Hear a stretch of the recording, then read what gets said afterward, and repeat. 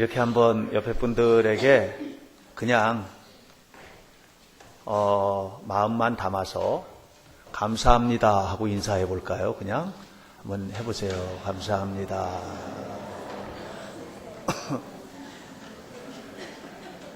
굉장히 많은 것이 그 속에는 담겨 있는 거예요. 여러분, 현대교회 성도님 여러분 모두에게 제가 목사로서 정말 고맙습니다. 한 해를 돌아보면서 감사할 일은 얼마나 크고 또 속상한 일은 얼마나 되나 이렇게 봤더니 속상한 일도 꽤 많던데요. 우리가 살아가는 세상은 감사한 일 한 가지로만 도배되어 있는 세상은 아니죠. 그러나 그럼에도 불구하고 이 속상함과 힘든 부분들을 다 뛰어넘어서 감사하는 이 역설적 감사, 이 감사가 우리 교회 안에 가득하기를 축복합니다. 오늘 추수감사절입니다. 1년에 한 번씩 추수감사절을 우리는 지키고 있고 또 성경에서 이야기한 대로 범사에 감사하라 하는 그런 이야기를 늘 듣고 또 그리스도인은 당연히 감사해야 된다라고 하는 것들을 마치 세뇌 받듯이 그렇게 이야기하지만 사실 여러분 우리가 감사라고 하는 것이 배워서 되는 것은 아니거든요. 또 감사하라고 한다고 해서 입으로는 앵무새처럼 감사한다고 말할 수 있지만 정말 마음으로부터 우러나는 감사의 삶을 산다라고 하는 것은 매우 쉬운 일이 아니라고 생각을 합니다. 우리가 진실로 감사하지 못한다면 그 이유는 무엇 때문일까를 감사절을 준비하면서 고민을 하다가 저는 그것이 우리 안에 깊이 자리 잡고 있는 상처 때문이라는 사실을 알게 되었습니다. 내 마음속에 있는 상처, 내가 지난 한 해 동안 살아오면서 사람으로 받은 상처, 또 환경 때문에 받았던 모든 상처들, 이런 상처 때문에 우리는 참 희망의 미래를 잃어버리고 살게 되는 경우들이 너무 많은 거예요. 세상을 살면서 상처받지 않고 살 수 있을까요? 여러분 어떠세요? 어렵죠? 상처받고 살 수는 없다고 생각을 합니다. 이것이 인간의 현실인데 그렇기 때문에 여러분 옆에 앉아 계신 여러분 이웃들이, 가족들이, 남편이나 아내가 다 아픈 거예요. 우리 마음속에는 이 아픔을 가지고 있는 겁니다. 이런 현실을 살면서 우리가 이 아픔을 좀 최소화시키고 좀 아프지 않게 상처받지 않게 살아가는 방법이 뭐가 없을까 하니까 두 가지가 보이는 거예요. 그 하나는 매우 소극적으로 인생을 살아가는 거죠. 상처받을 일들 다 피하고 나에게 상처 주는 사람 다 피하고 그냥 이리 피하고 저리 피하고 다 피하고 이렇게 하다 보니까 나중에 고립되는 거죠. 또 하나의 방법이 있는데 적극적으로 이 상처를 넘어서기 위한 하나님의 도우심을 구하고 그리고 하나님의 성령의 도우심 안에서 내 힘으로 도저히 불가능한 것 같았던 상처와 분노를 치유받고 그리고 회복되어서 살아가는 것이죠. 이 두 가지가 있는 거예요. 사실 숨어버리는 게 훨씬 쉬워요. 나에게 상처 주는 사람은 피하고 나에게 상처 주는 환경들을 피하고 숨어버리는 것 매우 편해요. 그게 훨씬 쉬워요. 쉬워 보여요. 그러나 그게 너무 어려운 거예요. 왜냐하면 나중에는 혼자 고립되는 거거든요. 혼자밖에 남아있는 게 없어요. 다 피하고 다 도망가고 이렇게 하다 보니까 아무도 남아있지 않은 독방에 감금된 인생을 살게 되는 겁니다. 그래서 저는 오늘 여러분 우리 그리스도인다운 감사, 그리스도인답게 상처를 치유받고 또 용서하고 살아가는 삶이 우리 속에 일어날 수 있도록 하기 위해서 용서가 바꾸는 세상이라는 제목으로 함께 말씀을 좀 나누려고 해요. 사실 우리가 힘들게 살아가는 것들은 너나 할 것 없이 다 마찬가지라고 생각합니다. 힘든 부분 없는 사람이 어디 있어요. 제가 가끔 얘기합니다마는 우리나라 최고의 그룹의 총수였던 분이 자살했잖아요. 오래전에. 그 정도 되면 전혀 아무것도 부담 없이 살 것 같은데 상처거든요. 상처와 아픔이 그 사람을 죽음으로 몰아가는 거예요.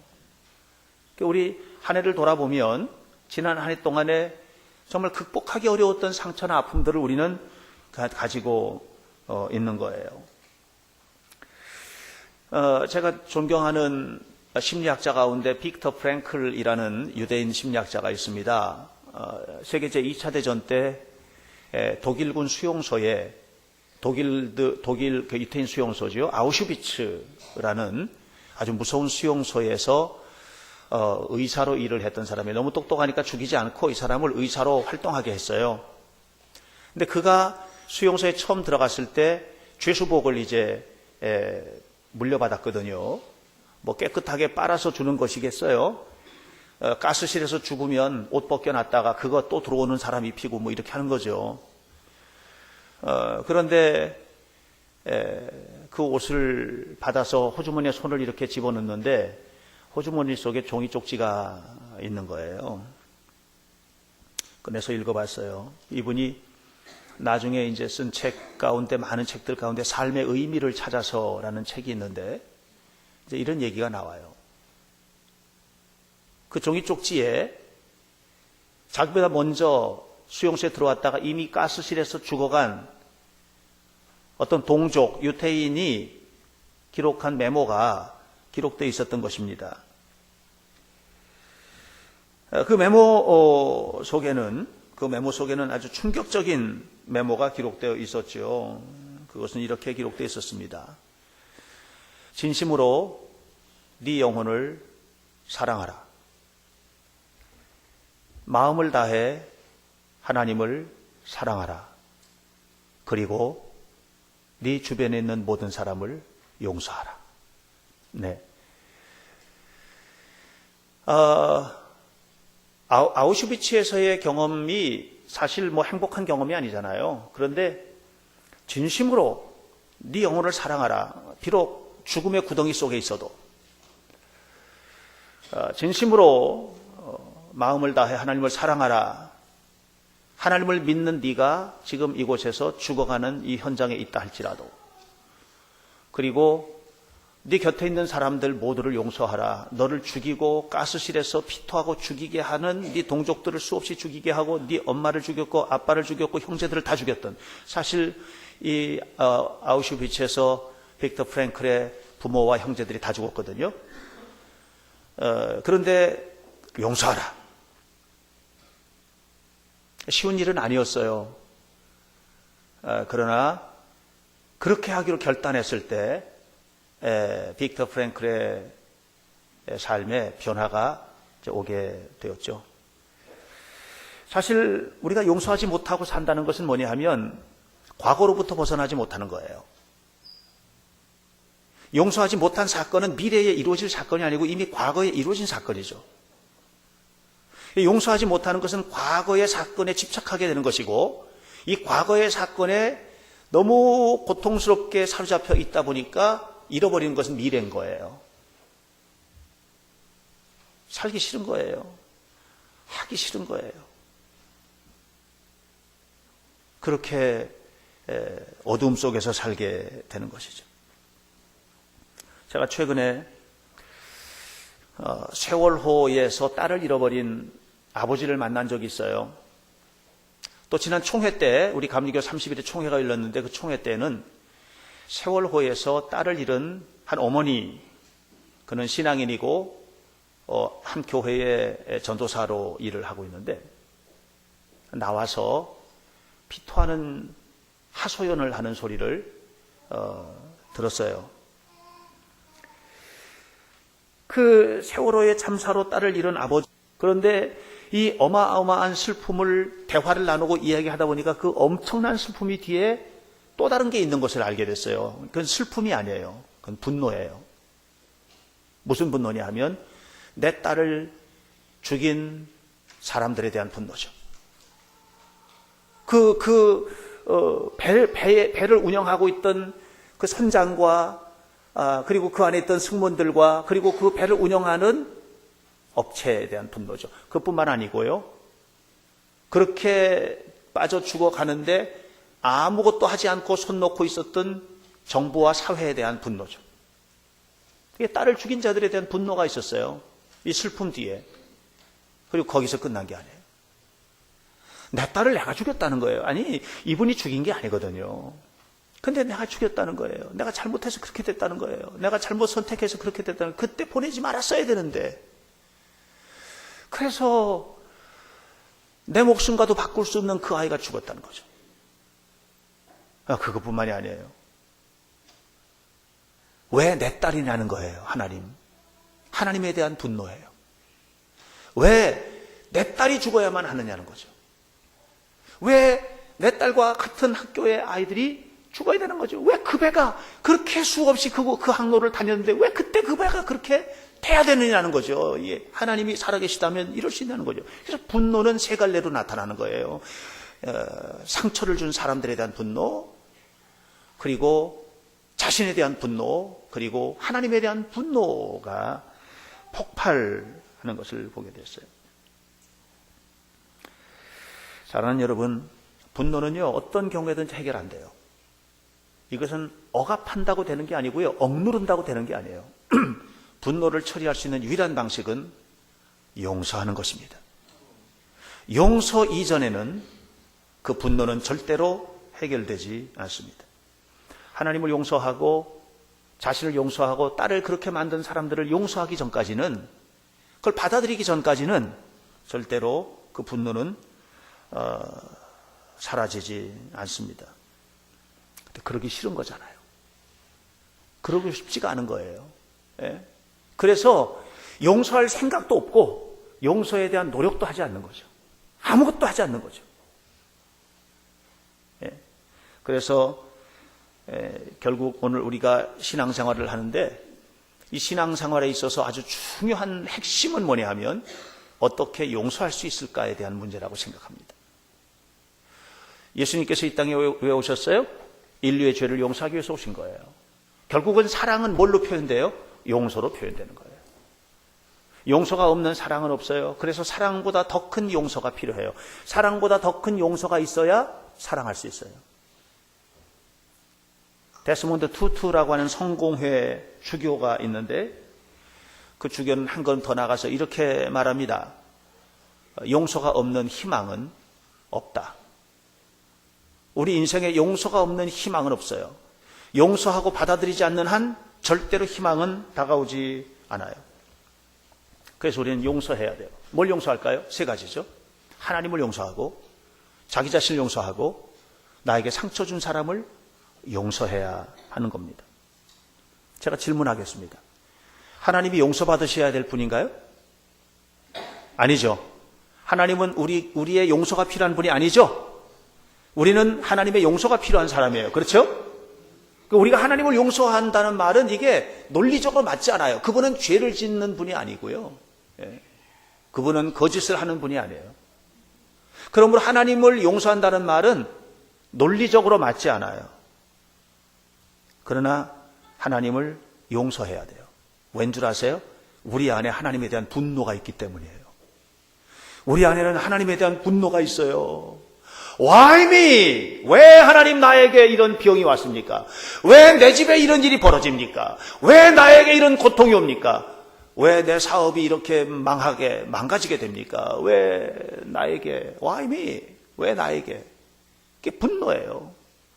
제가 한동안 암센터에서 그때는 호스피스라고 하는 것들이 잘 일반적이 되어 있지 않았을 때인데 우리 교인 가운데 한 분이 암에 고통을 받고 있는 사람이 있었어요. 제가 처음 개척한 교회에서 6개월 동안을 그 병원 고려대학 병원을 왔다 갔다 하면서 암병동에서 그 사역을 한 적이 있었어요. 사람들마다 똑같은 말이에요. 왜 나에게 이런 병이? 왜 나에게 이런 고통? 분노를 느끼는 거죠. 특별히 신앙을 가지고 있는 사람들은 하나님에 대한 분노가 폭발하는 것이에요. 성경에는 이런 얘기가 너무 많이 나와요. 왜 하나님 나에게 이런 고통을 주십니까? 엘리야가 로뎀나무 그 그늘 밑에서 그냥 그 고통스러운, 왜 하나님 나에게 이런 고통을 주십니까? 예레미야가 아주 구체적으로 고백을 합니다. 예레미야 20장 7절에서 내가 주님께 속았습니다. 주님께 속았다는 거예요. 주님께서 나를 속이셨습니다. 예?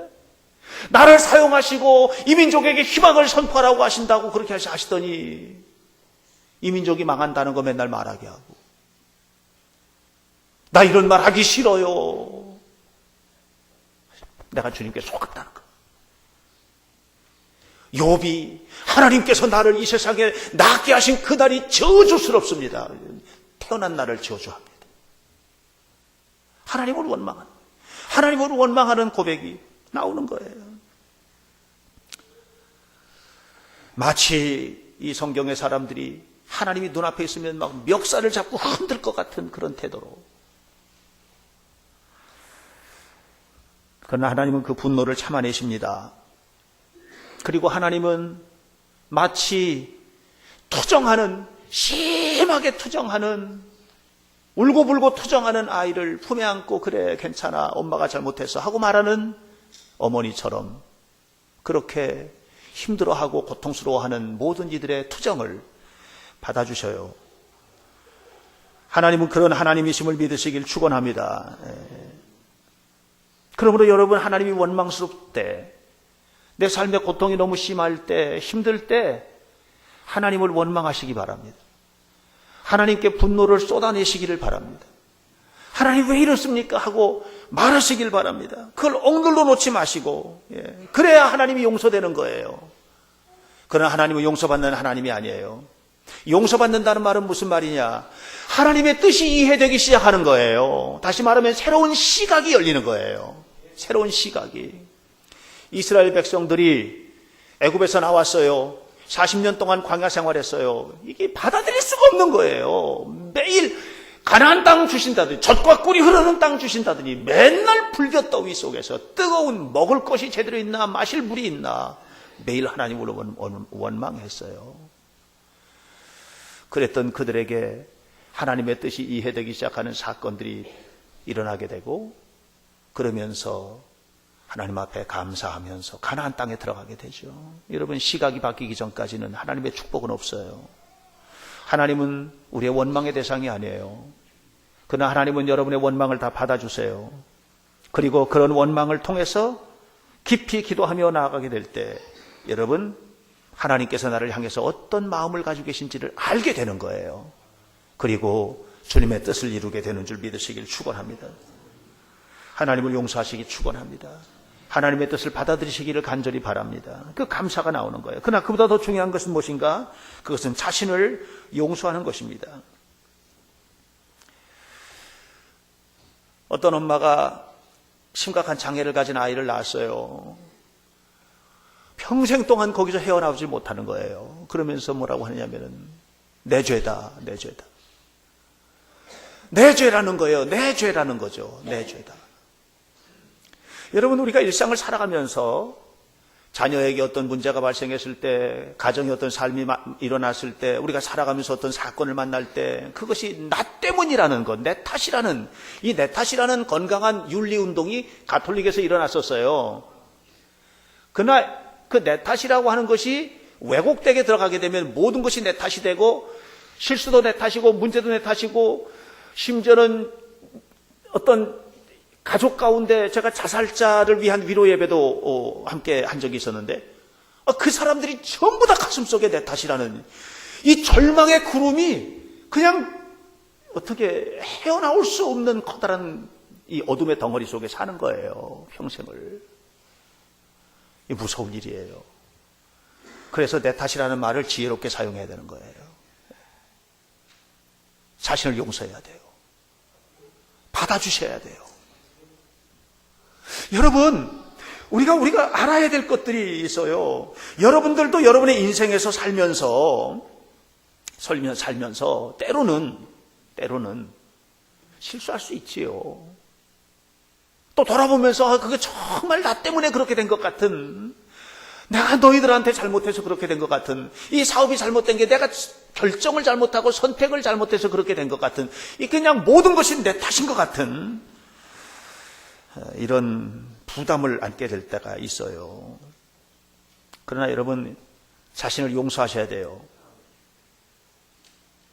이 내 탓 속에 깊이 갇혀버리면 헤어날 길이 없어요. 거기는 미래가 다가오지 않아요. 축복은 없어요. 용서하시기를 축원합니다. 딸을 잃은 아버지처럼 스스로 감옥을 만들고 그 안에 자신을 감금시켜서는 안 됩니다. 그러므로 스스로를 용서하세요. 자신을 용서하세요. 박 목사, 박행신, 괜찮아. 이렇게 말해주세요. 저도요, 목회하면서 그럴 때 있어요. 교인들 가운데 누가 교통사고만 나도요, 내 탓인 것 같은 거예요. 내가 기도 안 해서 그럴 것 같고.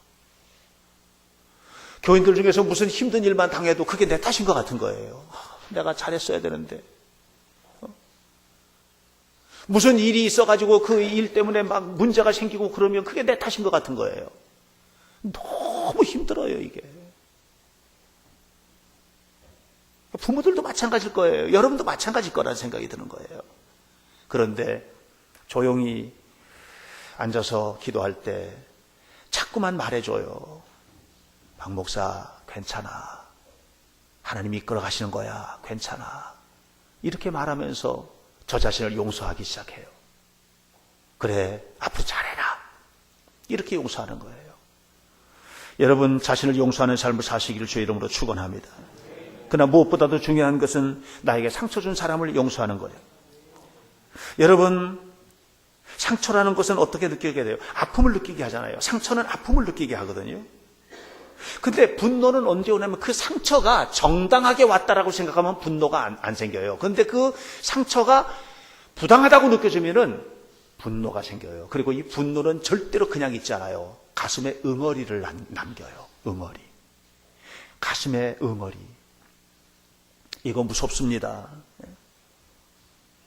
이 응어리가 마음을 짓누르고 영혼을 짓누르고 내 생각을 짓누르고 아무것도 못하게 하고 아무것도 못하게 하는 거예요. 할 의욕을 상실하게 하고 너무 고통스럽게 만들고 그렇게 만드는 거예요.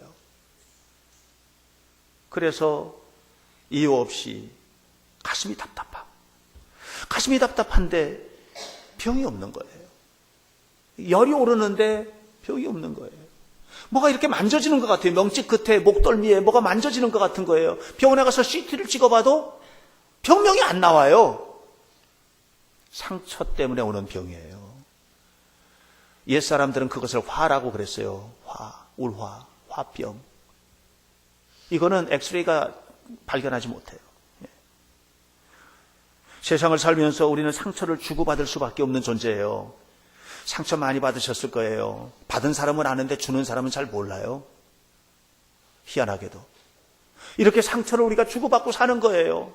그것이 인간이에요. 그게 인생이에요, 그것이. 그러나 여러분 분명히 아셔야 돼요.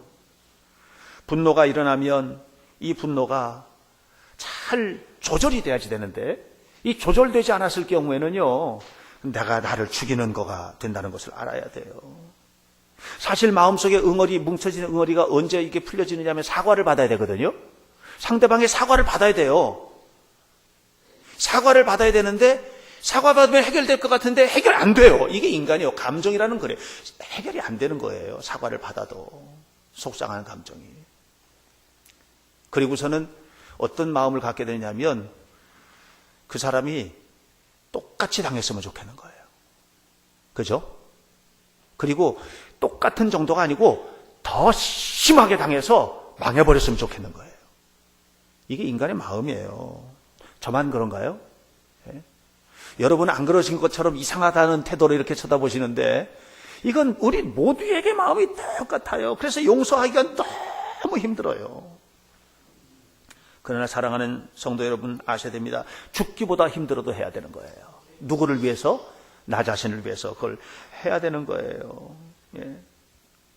윌리엄 폴 영이라고 하는 사람이 오두막이라는 소설에서 이런 얘기를 해요. 용서란 용서란 무엇인가? 이렇게 규정하는 거예요. 중요한 얘기예요. 용서란 너를 산채로, 통째로, 산채로, 통째로 집어 삼켜버리려는 힘으로부터 너 자신을 해방하는 일이다. 그랬어요. 용서는 그렇게 중요한 것입니다. 용서하시길 축원합니다. 그런데 중요한 게 있어요. 이성적으로 동의되시죠? 용서해야 된다는 것은 이해되는 거예요. 용서해야 내가 살고, 용서해야 미래가 희망이 되고, 용서하지 않으면 힘들고, 내가 죽이고, 뭐 병명도 알지 못하는 병들이 생기고, 그러니까 용서해야 돼. 그 머릿속은 다 알아, 이걸. 다 이해가 돼. 용서해야 된다는 게. 근데 감정은 안 되죠. 여러분, 우리는 감정을 가진 존재입니다. 인간은 이성만 가지고 있는 존재가 아니에요. 감정을 가지고 있어요. 그래서 안 되는 거예요. 그러나 한 가지 아셔야 돼요. 감정은 하나님께서 주신 선물이에요. 우리가 알아야 될 게 있어요. 분노나 질투, 미움이나 뭐 이런 것들, 절망, 희망, 사랑, 미움, 이런 모든 감정들, 이거 하나님께서 주신 축복이에요. 얼마나 아름다운 것인지 몰라요. 하나님도 감정 가지고 계세요. 출애굽기 20장 5절에 하나님은 질투하는 하나님이라고 그랬어요. 질투하는 하나님이다. 하나님은 질투하는 하나님이라는 거죠. 질투는 하나의 감정이거든요. 하나님이요, 미움의 감정을 가지셨어요. 하나님이 사랑만 하시는 분이 아니에요. 하나님이 굉장히 감정이 풍부하세요. 모든 감정을 가지고 계신 분이 하나님이에요. 그래서 하나님은 냉혹한, 감정도 없는 싸늘한 관리자가 아니고, 하나님은 모든, 인간이 가진 모든 감정을 다 느끼고 경험하시고 또 이루시는 인격적 존재입니다. 그러나 여기서 다른 게 있어요. 하나님은 이 감정을 표현할 때 언제나 균형을 잡고 계세요. 근데 인간은 그렇지가 못해요. 인간의 감정이라는 것은요, 그냥 아무 때나 폭발하는 거예요. 근거 없이 폭발하는 거예요. 이유 없이 폭발하는 거예요. 상대방의 속뜻도 알지 못하고 폭발해요. 예. 그래서 사람에게 상처를 주는 방식으로 표현돼요. 예. 여러분, 이걸 우리가 알아야 돼요. 분노를 느끼는 건 죄가 아니에요. 분노는 죄가 아닙니다. 인간이 분노할 수 있어요. 세월호가 이렇게 침몰하는 걸 보며 분노했어요. 이게 분노가 죄가 아니에요. 이게 왜 죄예요? 죄가 아니에요. 그러나 여러분 아셔야 돼요. 이 분노를 잘못 표현하면 죄가 돼요. 분노가 일어나는데 분노로 사람을 죽이면 죄가 되는 거예요. 예? 분노를 가지고 상대방을 욕하고 절망에 빠지게 하면 죄가 되는 거예요. 이게 분노를 표현하는 게 중요해요. 또요, 분노를 쌓아두면 병이 돼요. 분노는 쌓아두지 마세요. 이거는 무서운 병이 되는 것입니다. 잘 다뤄야 돼요. 그래서 여러분의 마음속에 분노가 쌓이면 하나님의 도우심으로 용서를 갈망해야 돼요. 성경에 말했어요. 에베소 4장 26절 27절 오늘 본문에서 말하는 것입니다. 화를 내더라도 죄 짓는 데까지 이르지 않도록 하세요. 예, 해가 지도록 노여움을 품고 있어서는 안 돼요. 마귀가 틈타는 거예요. 이렇게 알려주고 있어요.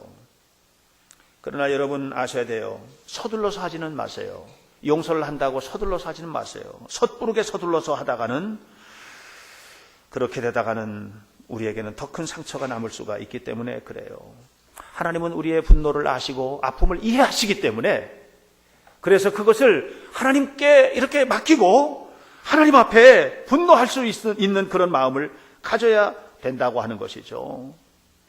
아까도 얘기했다시피 빅터 프랭클이 호주 무늬에서 쪽지 하나 발견했잖아요. 그 쪽지 속에 기록되어 있던 글이 놀라운 거죠. 진심으로 너 영혼을 사랑하라. 마음을 다해 하나님을 사랑하라. 그리고 용서해라. 용서해라. 하루아침에 되지 않았어요. 왜? 내 아버지를 죽이고 내 어머니를 죽이고 내 형제들을 다 죽여버린 이 독일 사람들을 용서할 수가 없는 거예요. 그런데 말입니다. 그가 쓴 글들, 그가 쓴 책들, 삶의 의미를 찾아서라는 책을 보면 거기 무슨 얘기 나오느냐. 아우슈비츠 끝났어요. 전쟁도 끝났어요. 모든 게 다 끝났어요. 다 끝났어요. 이제는 더 이상 아우슈비츠 없어요. 수용소도 없어요. 갇혀있는 사람도 없어요. 가스실도 없어요. 그런데 평생 동안 용서하지 못하고 갇혀서 살아가는 사람들이 있었던 거예요. 살펴보니까 주변에. 예. 그 사람들은 평생 동안 죽을 고통 속에서 사는 거예요. 감사는 그런 속에서는 나올 수가 없는 것입니다. 용서는 사건이 아니에요. 아우슈비츠에서 나오면 그 사건을 통해서 용서가 되는 게 아니에요. 용서는 과정이고 감정이에요. 그래서 우리의 감정이 하나님에게 맡겨져야 되는 거예요. 그리고 과정이 필요해요. 과정이 필요해요. 이런 기나긴 과정들을 통해서 우리가 하나님의 도우심을 구하고 하나님 앞에 살 때 우리는 용서를 구체화시키고 그리고 그 용서를 통해서 하나님께 영광을 돌리게 되는 것을 기억하시기를 바랍니다. 그러면 우리의 이 감정 속에 있는 이 분노라는 감정 용서로 표현돼야 되는데 어떻게 이게 가능하겠는가? 어떻게 가능하겠는가? 인간의 힘으로 안 돼요. 오늘 성경은 그래서 이렇게 말해요. 보세요. 32절. 서로 친절하게 하라. 불쌍히 여기라. 서로 용서하기를 하나님이 그리스도 안에서 너희를 용서하신 것 같이 하라. 명령하고 있어요. 용서는 명령형이에요. 용서는요, 하나님의 명령이에요. 이게 해도 되고 안 해도 되는 게 아니에요. 여러분의 이 생명을 위해서, 여러분의 삶을 위해서 하나님이 명령하시는 거예요.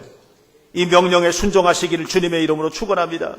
그런데 인간의 본성으로는 이게 지키기 어려운 명령이에요. 인간의 감정으로는 지키기가 너무 어려운 명령이에요. 도대체 원수를 어떻게 사랑할 수 있단 말이에요. 이거는 지킬 수가 없는 명령인 거예요. 그러나 말씀하시는 거예요. 명령하시는 거예요. 명령은요, 내 감정으로 이것을 원하고 원치 않고에 상관이 없어요. 지켜야 되는 거예요. 주님의 은혜로 실행하라는 것이죠. 용서를 꿈꿔야 돼요. 그 용서가 이루어지도록 했어야 돼요. 그렇게 될 때 내 가정이 바뀌는 거예요. 이웃과 사이에 좋은 관계가 맺는 거예요. 우리 현대교회가 하나님 백성 공동체요? 슬로건 내세우면 공동체가 돼요? 아니에요. 용서하지 않으면 안 돼요. 이 안에서는 용서할 일이 없어요? 있어요. 여러분은 저 용서할 일 없으세요? 있을 거예요.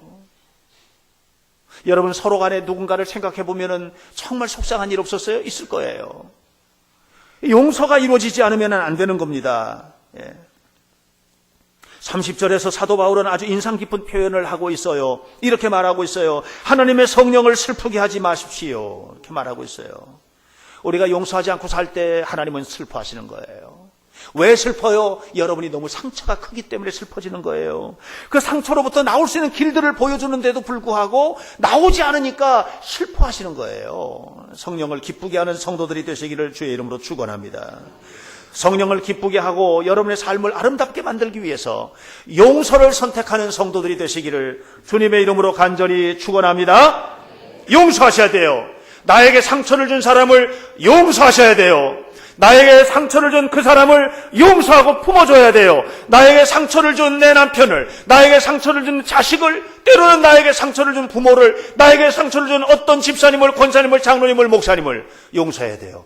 나에게 상처를 준 직장 동료를 용서해야 되는 거예요. 용서하시길 축원합니다. 그러나 서두르지 마세요. 서두르지 마세요. 여러분 중요한 게 있어요. 우리는 언제나 준비되어 있는 사람은 아니에요. 언제나 준비되어 있는 사람은 아니라는 것을 알아야 돼요. 용서해야 하는 명령이 있는데 도저히 용서할 수 없는 감정이 나에게 더 커요. 그랬을 때 여러분 한 가지 아셔야 돼요. 용서를 관리하세요. 분노를 관리하세요. 내가 어떤 사람과 사이에서 분노가 일어났어요. 근데 이 분노를 가지고 자식에게 쏟지 마세요. 분노를 관리하셔야 돼요. 내가 누구와 사이에서 분노가 일어났어요. 상처를 받았어요. 교회에다 쏟지 마세요. 이 관리하는 게 중요해요. 관리를 하면서 하나님 앞에 기도해야 돼요. 도와달라고. 용서할 수 있도록 도와달라고. 기도하셔야 되는 거예요. 이것이 전제되지 않고는 감사는 없어요. 추수감사절 예배를 드린다고 감사가 생기는 게 아니에요. 교회 나와서 앉아있다고 감사가 저절로 생겨나는 게 아니에요. 우리 안에는 상처들이 치유가 되고 내 삶의 상처들이 회복이 되고 온전한 삶으로 거듭나게 될 때 하나님의 도우심으로 어느 날 우리는 소나기와 같이 쏟아지는 하나님의 은혜 속에 살게 될 줄로 믿습니다. 그러므로 여러분 하나님을 용서하고 나 자신을 용서하고 이웃을 용서하고 용서하는 가운데 하나님 앞에 살아가는 성도들이 되시기를 주님의 이름으로 축원합니다. 하나님의 나라는 어떤 나라입니까? 그것은 하나님의 영광을 위해서 서로를 용서하고 받아주는 나라라고 생각합니다. 이렇게 서로를 받아주고 이해하고 할 때 더 큰 하나님의 역사가 나타나는 나라라고 생각을 합니다. 하나님의 나라는 어떤 나라입니까? 저는 자, 눈먼 자, 병든 자, 정신 나간 자, 가난한 자, 실연당한 자, 이혼한 자, 살인자, 도둑질한 자, 마음에 상처 입은 자, 자아 정체성의 회복이 더디어서 고통받는 자, 장애인, 이런 사람들이 모두 모여서 하나님을 한 입으로 찬양하는 나라가 하나님의 나라입니다. 이 나라는 완벽한 것이 있는 나라가 아니에요. 완벽한 나라는 우리가 죽어서 천국 가면 그곳에서 경험하게 될 것입니다. 그러므로 여러분, 교회 나와서도 상처받을 수 있어요. 여러분, 가정은 완벽한 곳이 아니에요. 그러므로 부모 자식 사이에도 심각한 상처를 받고, 여러분 잘 아시잖아요. 자녀가 부모를 칼로 찔러 죽인 사건들도 있었잖아요. 이런 것이 바로 우리가 살고 있는 세상의 일이란 말이에요. 그런 속을 살아가면서 변화된 세상을 사시길 원하십니까? 감사로 가득한 세상을 살길 원하십니까? 용서가 그것을 만들어줄 것입니다. 서로 용서하시고 받아주시고, 그래서 하나님을, 나 자신을, 나에게 상처 준 그 사람을 용서함을 통해서 하나님의 영광을 드러내시고 여러분의 삶 속에 하나님의 축복이 넘치는 아름다운 삶을 사시기를 주의 이름으로 간절히 축원합니다. 기도하겠습니다. 자비하신 아버지 하나님, 오늘 우리 하나님의 용서, 그리스도를 통해서 십자가에 허락하신 그 놀라운 용서가 우리 안에 있게 하시기를 원합니다. 아버지 하나님, 결국 예수님께서 이 땅에 오신 것은 하나님의 큰 사랑을 가지고 용서하기 위해서 오신 것처럼 오늘 우리가 정말 마음 답답하고 숨막히는 고통과 좌절 속에 있지만 그 속에서도 하나님 도움을 구하며 용서하는 하나님의 은혜 속에 살아가는 자들이 되도록 도와주옵소서.